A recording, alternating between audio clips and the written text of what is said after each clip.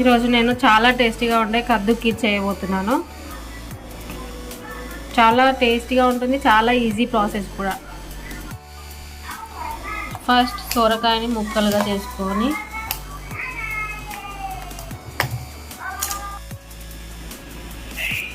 ఇలా తోలు మొత్తం తీసేసుకోవాలి.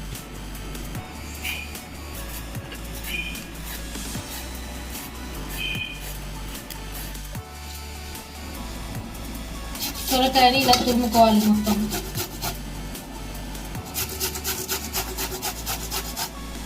నేనైతే ఒక సొరకాయ మొత్తం తీసుకున్నాను.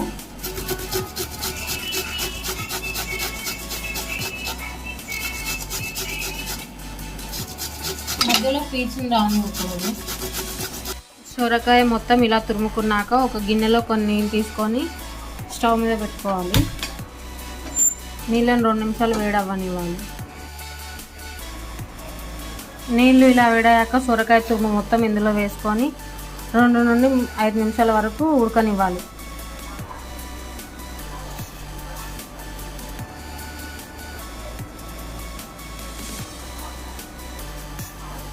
సొరకాయ ఉడికేలోపు మళ్ళీ ఒక గిన్నె పెట్టుకొని కొంచెం నెయ్యి వేసుకోవాలి. ఒక స్పూన్ నెయ్యి వేసుకొని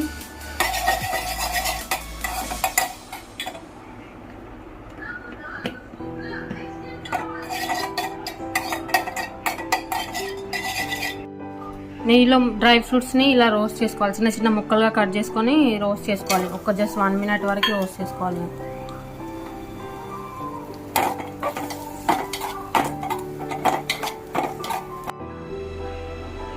స్టవ్ మీద ఒక మూకుడు పెట్టుకొని 1/2 లీటర్ వరకు పాలు, నేనైతే ఫుల్ క్రీమ్ పాలు తీసుకున్నాను.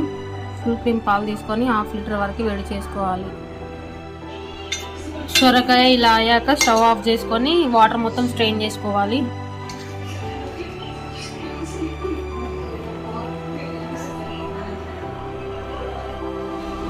పాలను మధ్య మధ్యలో ఇలా ఒకసారి కలుపుకోవాలి.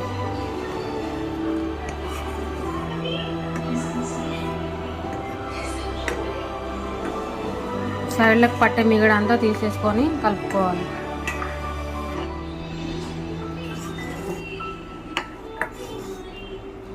పాలు ఇలా మసలాక సాబ్దాన ఒక 1 అవర్ ముందు నానబెట్టుకొని ఇందులో వేయాలి. వాటర్తో సహా వేసేసుకోవాలి.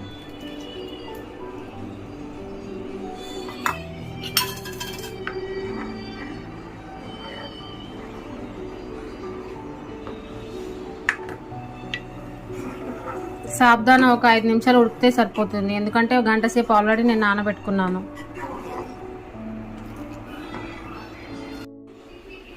తర్వాత ఒక కప్పుతో 1.5 కప్పు వరకు షుగర్ వేసుకోవాలి.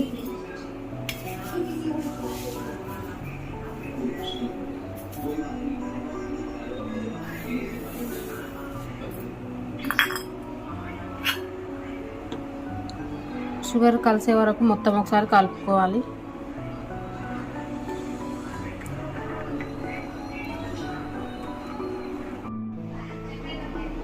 తర్వాత స్ట్రెయిన్ చేసి పెట్టుకున్న సొరకాయ తురుము మొత్తం వేసేసుకోవాలి. ఇందులో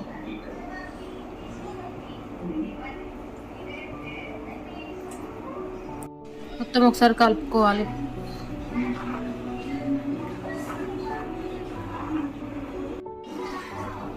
ఐదు నిమిషాల తర్వాత ఒకసారి కలుపుకొని వేయించి పెట్టుకున్న డ్రై ఫ్రూట్స్ మొత్తం వేసుకోవాలి. ఇందులో